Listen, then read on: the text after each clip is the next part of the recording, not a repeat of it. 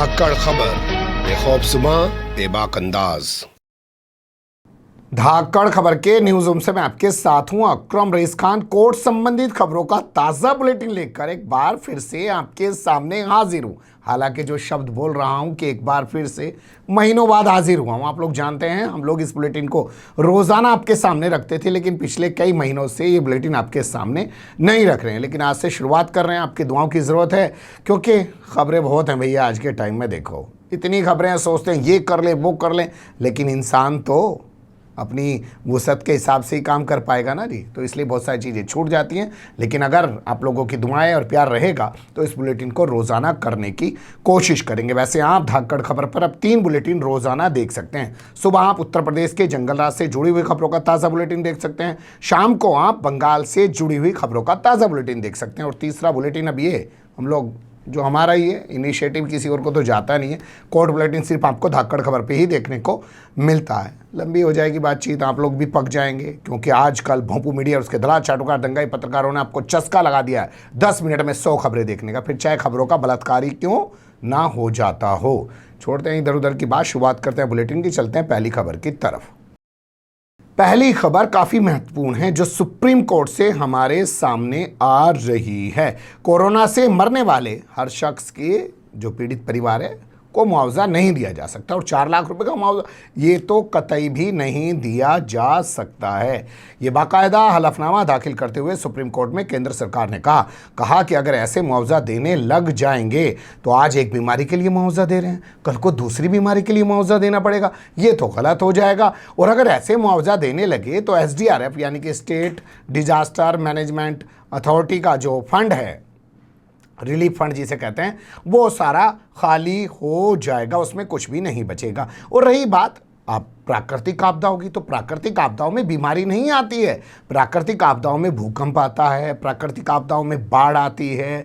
ये तमाम चीज़ें केंद्र सरकार के जरिए सुप्रीम कोर्ट में कही गई हैं। और मुआवजा किसको कितना दिया जाएगा, इसके लिए अदालत जो है प्राकृतिक आपदा के मामले में भी केंद्र सरकार को या राज्य सरकारों को जो है बाधित नहीं कर सकती है।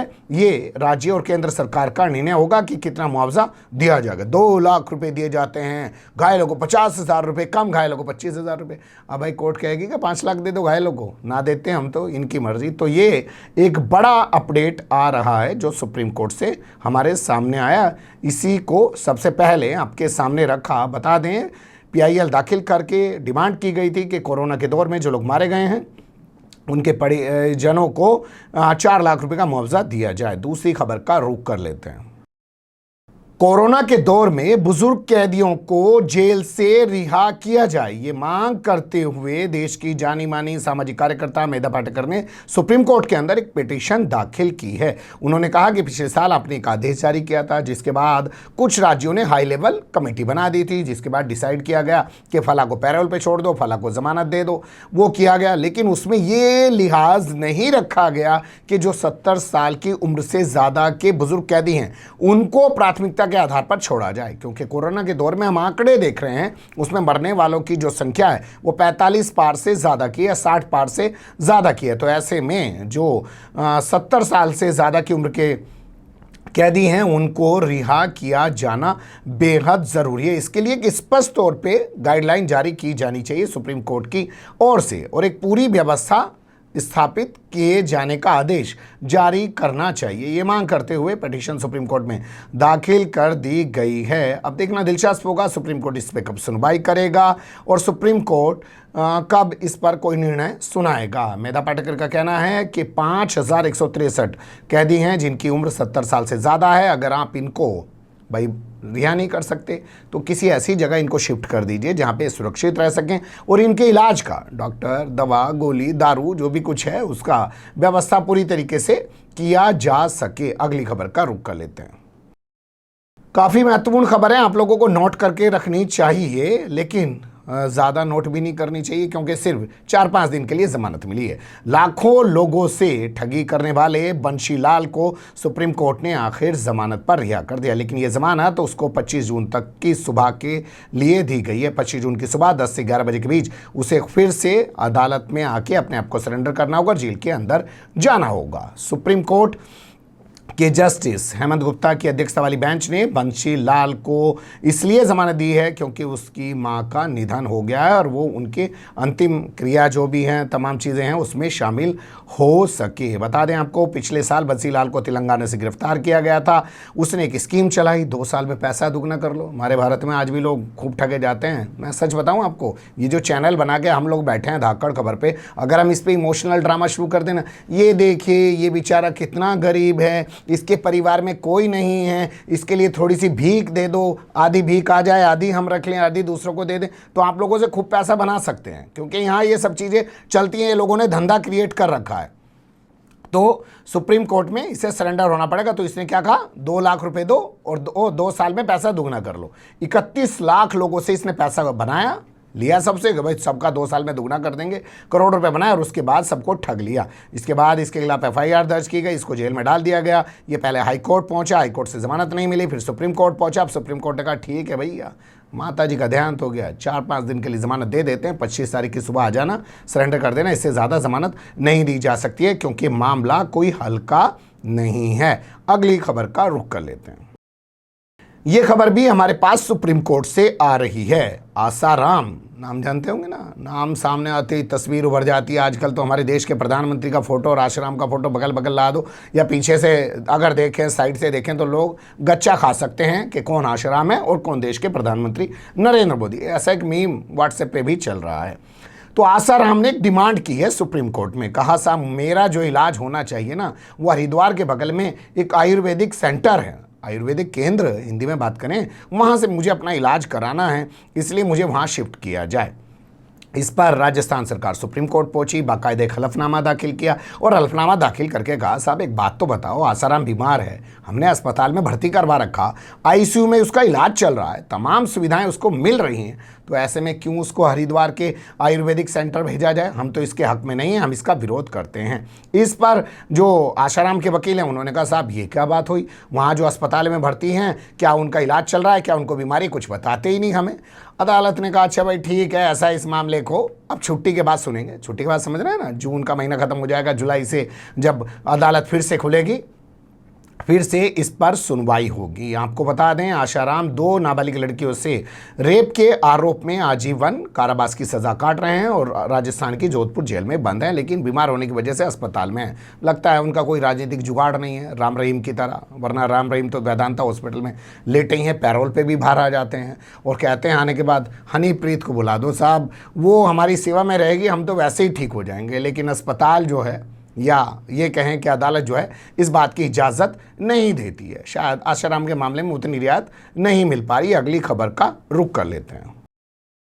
ये खबर भी सुप्रीम कोर्ट से हमारे पास आ रही है, काफ़ी महत्वपूर्ण खबर है, इस पे ध्यान दिया जाना बेहद ज़रूरी है। देखिए होता क्या, पुलिस वाले किसी को उठा के मार देते हैं, परिवार के लोग डर जाते हैं, अरे हम तो इसकी डेड बॉडी भी नहीं लेंगे, पुलिस हमारे गांव को बर्बाद कर देगी, हमारे परिवार को बर्बाद कर देगी। लेकिन देखिए इंसाफ के लिए आपको लड़ना पड़ेगा, खड़ा होना पड़ेगा, इसी सिस्टम से आपको इंसाफ मिलेगा भी। कोलकाता में मारे गए 2 गैंगस्टर के मामले में एक गैंगस्टर के पिता सुप्रीम कोर्ट पहुंच गए हैं। उनका कहना है कि साहब पुलिस कह रही है कि मेरे बेटे को एनकाउंटर में मारा है, लेकिन मेरे बेटे की रीढ़ की हड्डी टूटी हुई है, शरीर की कई सारी हड्डियां टूटी हुई है। ये साफ दिखाता है कि मेरे बेटे की जो हत्या हुई है वो असल में पुलिस कस्टडी में हुई है। पुलिस वाले ने मेरे बेटे को तड़पा तड़पा के मारा। मैं चाहता हूं मेरे बेटे का दोबारा से पोस्टमार्टम किया जाए। तो सुप्रीम कोर्ट ने इस पिता की अर्जी पर चंडीगढ़ एवं पंजाब हाई कोर्ट, जिसे मैं कहता हूं चंडीगढ़ हाई कोर्ट, उसको आदेश दिया कि भाई दोबारा से इस मामले को सुने। दोबारा से क्यों इस मामले को सुने? क्योंकि पीड़ित पिता पहले वहीं गए थे, लेकिन चंडीगढ़ और पंजाब हाई कोर्ट ने कहा भैया एक बात बताओ, एनकाउंटर होता हुआ कोलकाता में, आपको कोलकाता हाई कोर्ट जाना चाहिए, ज्यूरिस्प्रूडेंशन हमारा होता ही नहीं, हमारे एरिया में एनकाउंटर नहीं हुआ, हमारे से क्यों डिमांड कर रहे हो? ये कहते हुए इनकी अर्जी को खारिज कर दिया था। लेकिन सुप्रीम कोर्ट ने कहा कि आप दोबारा से इस मामले को सुने। तो अब कल यानी कि 21 जून को, जिस दिन देश के प्रधानमंत्री और बाबा रामदेव साथ में मिलकर कहीं योगा कर रहे होंगे, टीवी पे तस्वीरें आ ही जाएंगी आपके सामने, क्योंकि आप जानते हैं योग दिवस है। वैसे कल से कोरोना की वैक्सीन भी मुफ्त में लगना शुरू हो जाएगी 18+ वालों को भी। वो भी एक दिन होगा। तो अब देखना दिलचस्प होगा कि कल 21 जब जून को इस मामले पे सुनवाई होगी तो उस दिन होगा क्या। तो इस मामले को अगर आपके सामने रखें तो कुछ इस प्रकार है कि कोलकाता पहुंची पंजाब पुलिस और उसने वहां की कोलकाता पुलिस के साथ मिलकर एक सोसाइटी में एनकाउंटर किया और वहां पे 2 कथित बदमाशों को उन्होंने मार गिराया, जिनको गैंगस्टर बताया जा रहा है, जिसमें से एक का नाम जयपाल भुल्लर है और दूसरे शख्स का जो नाम है हमारे पास वो भी मैं आपको बता देता हूं। दूसरे शख्स का नाम है जसप्रीत सिंह। इन दोनों को मार गिरा, एनकाउंटर में मारने का दावा किया। पिता फिरोजपुर डेड बॉडी लेके आ गए और बाद में उन्होंने कहा मेरे बेटे की तो हत्या की गई है पुलिस कस्टडी में। तो सुप्रीम कोर्ट ने अब आदेश एक और जारी किया है कि जब तक पूरे मामले का निपटारा नहीं होता, मतलब हाईकोर्ट कुछ आदेश नहीं देता है और ऐसा कोई व्यवस्था नहीं बनती है कि दोबारा से पीएम हो, तब तक मृतक के शव को सुरक्षित रखा जाए। अगली खबर का रुख कर लेते हैं। ये भी काफ़ी महत्वपूर्ण खबर है, इसको भी नोट कर लीजिएगा। जो उत्तर प्रदेश के अंदर डीएम बने बैठे हैं ना, आईएएस ऑफिसर होते हैं, पर इनकी कलाकारी मेरी एक समझ में नहीं आती। ये तभी तक होशियार होते हैं जब तक ये आईएएस आईपीएस नहीं चुने जाते हैं, लेकिन जब ये आईएएस आईपीएस बन जाते हैं तो आप देखिएगा इनकी औकात क्या रह जाती है। खिड़की खोल रहे हैं, एक अनपढ़ मंत्री को उतार रहे हैं, पैर छू रहे हैं, जूता साफ कर रहे हैं, ये औकात तक रह जाती है क्योंकि पोस्टिंग पानी है। तो यहाँ के डीएम का भी एक ऐसा ही मामला है, बड़ा क्रांतिकारी डीएम है। उत्तर प्रदेश के मऊ का क्या कर दिया उसने, वो जान लीजिए।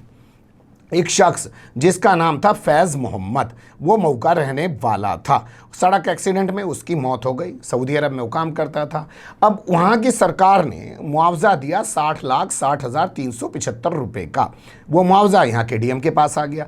परिवार के लोग डीएम के यहाँ गए, कहने लगे माँ बाप हैं, एक हाफिज़ नौशाद हैं और शाहिदा बानो माता पिता हैं दोनों। वो जाके डीएम के कहने लगे साहब हमारे बच्चे का मुआवजा है वो हमें रिलीज़ कर दो। डीएम ने कहा जाओ उत्तराधिकारी प्रमाण पत्र लेके आओ। अब इतनी शर्म नहीं आई इस डीएम को कि उत्तराधिकारी प्रमाण पत्र इसी डीएम को तो जारी करना है। अगर जरा सी सिंपैथी, जरा सी हमदर्दी होती, कागज मंगा लेता, उत्तराधिकार प्रमाण पत्र जारी कर देता, कितनी देर लगती है। लेकिन इनको ट्रकाता रहा। अगस्त 2020 से मामला ट्रकते ट्रकते यहां तक आ गए। पीड़ित परिवार हाईकोर्ट पहुंच गया। हाईकोर्ट ने पूरे मामले को सुना और सुनने के बाद आदेश जारी कर दिया कि डीएम मऊ फौरन इस परिवार को इसका मुआवजा जारी करे। बता दें इस परिवार ने दलील ये दी कि जो इनके बेटे की तनख्वाह रुकी हुई थी उसका जो पैसा आया वो एम्बेसी में आया। ये जा गए वहाँ और एम्बेसी वाले ने इनको पैसा दे दिया, लेकिन जो पैसा मुआवजे के तौर पे आया वो पैसा डीएम नहीं दे रहा है। हाईकोर्ट ने कहा कि जो आप ये उत्तराधिकारी प्रमाण पत्र की बात कर रहे हो ये तो कर्जे में लागू होता है। भाई कोई कर्जे का मामला है उस पर लागू होगा, कोई मामला प्रतिभूति का है यानी कि सिक्योरिटी मनी कोई जमा है, भाई गए परिवार के लोग वो कहें कि जी हम उत्तराधिकारी हैं। मुआवजे का जो पैसा ऐसे उसमें आया हुआ है उसमें कैसे उत्तराधिकारी प्रमाण पत्र मांग रहे हो। लेकिन मैंने बताया ना कि जीनियस वहीं तक होते हैं या आईएएस आईपीएस जब तक चुने नहीं जाते हैं, लेकिन जब चुन के सीट पर बैठ जाते हैं तब इन्हें शायद बुद्धि खत्म हो जाती है। जैसे आप देखिए सरकारी अस्पताल में जो गांव देहात में बैठा हुआ डॉक्टर है जो एमबीबीएस करके आया, जिंदगी भर पैरासीटामोल के अलावा कुछ लिख नहीं पाता है, सिर्फ पैसे का हिसाब किताब देखता है, सरकार से बजट कितना आया, कहाँ कितना खर्च किया, किसका कितना बिल पास कर दिया, अपनी जेब में कुछ आया कि नहीं आया, छोड़ देते हैं कहानी। खबर अहम ये है कि हाई कोर्ट के आदेश पर पीड़ित परिवार को इसका मुआवजा जो सुप्रीम कोर्ट से सऊदी अरब से आया था वो मिलने वाला है। अगली खबर का रुख कर लेते हैं। सभी कोरोना मौतों को अब कोविड मौत माना जाएगा और उसी में इनका आंकड़ा शुमार किया जाएगा। ये कहा बाकायदा एक हलफनामा देकर सुप्रीम कोर्ट ने मोदी सरकार ने कहा है। 6 से ज़्यादा राज्यों में, अब जानते हैं बिहार पे सवाल खड़े हो रहे हैं कि वहाँ आंकड़ों को छुपाया जा रहा है, उत्तर प्रदेश पे सवाल खड़े हो रहे हैं वहाँ पे आंकड़ों को छुपाया जा रहा है, मध्य प्रदेश पे सवाल खड़े हो रहे हैं आंकड़ों को छुपाया जा रहा है, और इसी तरीके से कई सारे और राज्य हैं जहाँ पे खबर आ रही है कि ये लोग जो कोविड के दौरान मौतें हुई हैं उनका सही आंकड़ा नहीं दे रहे हैं। शमशान घाट का आंकड़ा कुछ और है, जो मृत्यु प्रमाण पत्र जारी किए जा रहे हैं उनका आंकड़ा कुछ और है, लेकिन अस्पतालों में जो मौतें हो रही हैं उनका आंकड़ा कुछ और बताया जा रहा है। तो लगातार मीडिया में ऐसी रिपोर्ट्स आ रही थी, उसी पर सुप्रीम कोर्ट के अंदर हलफनामा दाखिल किया है मोदी सरकार ने। उसने कहा है कि कोरोना के दौर में जो लोग मरे हैं उनको कोविड मौत में शुमार किया जाएगा। क्यों था आंकड़ों में फ़र्क वो भी थोड़ा सा जान लीजिए। जो अस्पताल के भीतर गया, अस्पताल के बेड पे रहा, वहाँ मर गया तो उसको तो मान लिया भैया कोरोना से मर गया। जो अस्पताल के गेट पे मर गया, अस्पताल के अंदर ही नहीं पहुंच पाया, जो पार्किंग में मर गया, जो एम्बुलेंस में मर गया, जो अपने घर पे रहते हुए मर गया, उसको कोरोना मौत में नहीं गिना जा रहा था। इसी वजह से आंकड़ों में फ़र्क आ रहा था। ये भी कहा है मोदी सरकार ने कि जो डॉक्टर अब इन मौतों को कोरोना मौत में नहीं गिनेंगे तो उनके खिलाफ एक्शन लिया जाएगा। देखना दिलचस्प होगा कि अब सुप्रीम कोर्ट में इस हलफनामा दाखिल करने के बाद कोरोना मौतों का जो आंकड़ा है उसमें कितना उछाल आता है। हालांकि आज की एक रिपोर्ट आपके सामने गुजरी होगी, तो बिहार पर एनडीटीवी ने एक रिपोर्ट जारी की। वहाँ की सरकार कहती है कि 7,000 से ज़्यादा कोरोना की मौतें हुई है, जबकि एनडीटीवी इंडिया की रिपोर्ट कई हज़ार में बता रही है कि मौतें हुई हैं। अगली खबर का रुख कर लेते हैं। ये भी काफ़ी दिलचस्प खबर है, क्योंकि बहुत सारे लोग आज लिव इन रिलेशन में रहते हैं, लेकिन लिव इन रिलेशन में रहने वाले लोगों को हाईकोर्ट से राहत की जगह जो है झटका भी लग सकता है। ये खबर हमारे पास इलाहाबाद हाईकोर्ट से आ रही है। इलाहाबाद हाईकोर्ट ने एक ऐसे जोड़े को लिव इन रिलेशन में जो रह रहा था उसे सुरक्षा देने से, उसको राहत देने से इनकार कर दिया।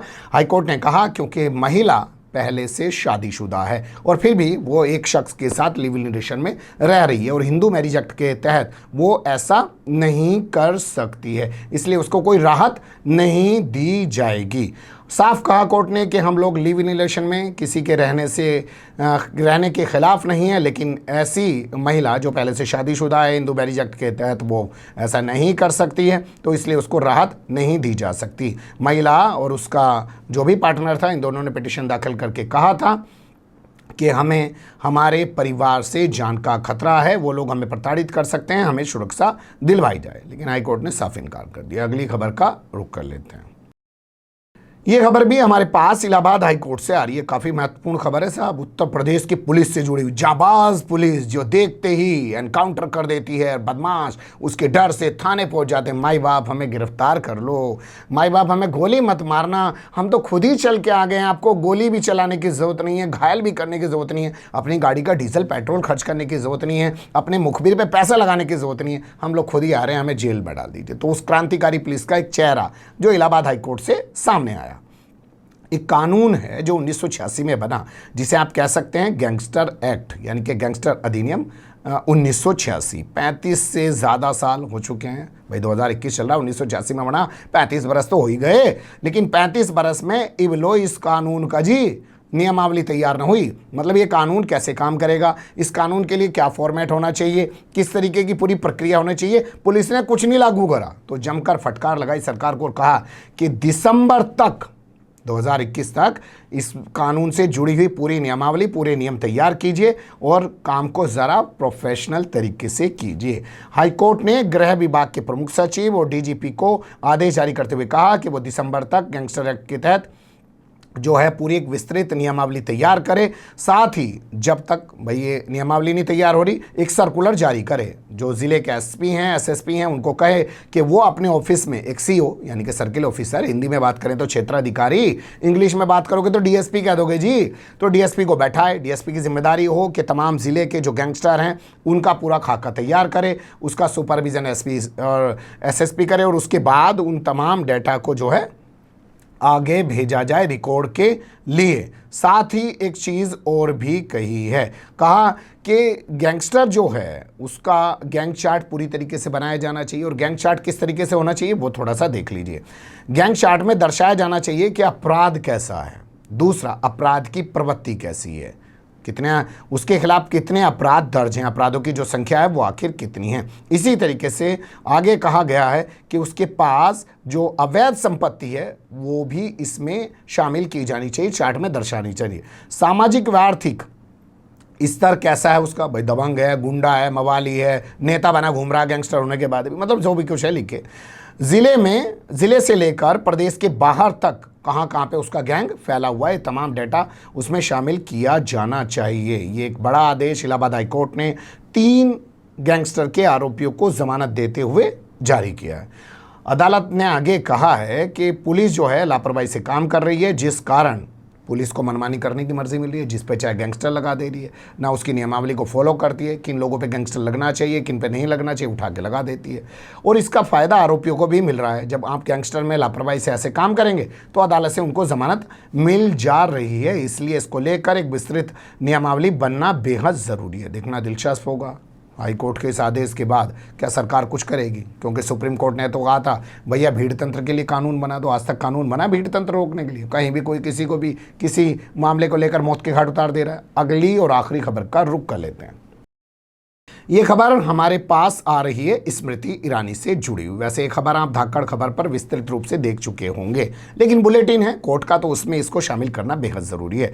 तो स्मृति ईरानी के खिलाफ इलाहाबाद हाईकोर्ट की लखनऊ बेंच ने नोटिस जारी कर दिया है। उन्हें कहा गया है कि वो 26 जुलाई को अपने निजी सचिव जो हैं उनका, जिनका नाम विजय गुप्ता है, वो निजी सचिव का जो साथी है डॉक्टर रंजीत सिंह, उसका बयान दर्ज करें। अब आपके जहन में सवाल आएगा बयान कहाँ का, तो वो भी बता देते हैं। एक इंटरनेशनल शूटर हैं जिनका नाम है वर्तिका सिंह। उनका कहना है कि उन्हें केंद्रीय महिला आयोग में सदस्य बनाने की एवज जो स्मृति ईरानी के निजी सचिव हैं मिस्टर गोयल 25 लाख रुपए की डिमांड करते हैं। और उसके बाद पूरा ये मामला पहले थाने पहुंचता है, फिर अदालत पहुंचता है। निचली अदालत एमपी एमएलए की जो है सुल्तानपुर की, वो एफआईआर दर्ज करने से मना कर देती है। इस मामले को लेकर वर्तिका सिंह अब हाई कोर्ट पहुंच गई हैं। हाई कोर्ट में उन्होंने तमाम दस्तावेज सबूत पेश किए हैं, जिसके बाद अदालत ने अब स्मृति ईरानी, उनके पीए और उनके निजी सचिव और इसके अलावा निजी सचिव के जो दोस्त हैं उनसे अपना बयान दर्ज करने के लिए कहा है। देखना दिलचस्प होगा कि 26 जुलाई को इलाहाबाद हाईकोर्ट की लखनऊ बेंच में क्या होगा और स्मृति ईरानी किस तरीके का बयान देती है। आप बने रहिएगा धाकड़ खबर के साथ। फिलहाल कमेंट्स के रूप में आप लोग अपनी राय दे सकते हैं, खबर को लाइक कर सकते हैं, चैनल को सब्सक्राइब कर सकते हैं और ज़्यादा से ज़्यादा हमारी खबरों को शेयर कर सकते हैं। फिर ऐसे ही किसी सुलगते हुए या उलझते मुद्दे लेकर मैं आपके सामने हूँगा हाजिर। फिलहाल अभी मुझे नहीं इजाज़त।